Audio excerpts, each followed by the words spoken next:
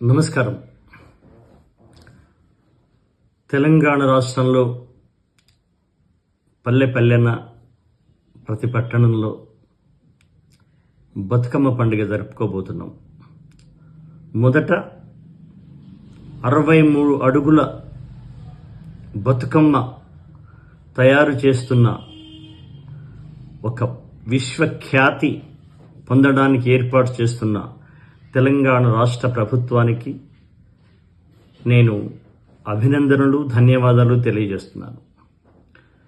తెలంగాణ మహిళా సోదరీమణులకు నమస్కారం తెలియజేస్తూ, మీ వల్లనే ఈ బతుకమ్మ ప్రపంచ ప్రఖ్యాతి పొందింది, పొందబోతుంది.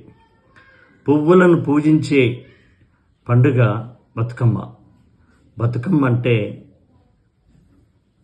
ఒక స్త్రీకి ఇచ్చే ప్రాముఖ్యత, ప్రకృతికి ఇచ్చే ప్రాముఖ్యత, నీటికి, గాలికి, పంచభూతాలకు చేసే ఒక అద్భుతమైన నమస్కారమే, పూల నమస్కారమే బతుకమ్మ పండుగ.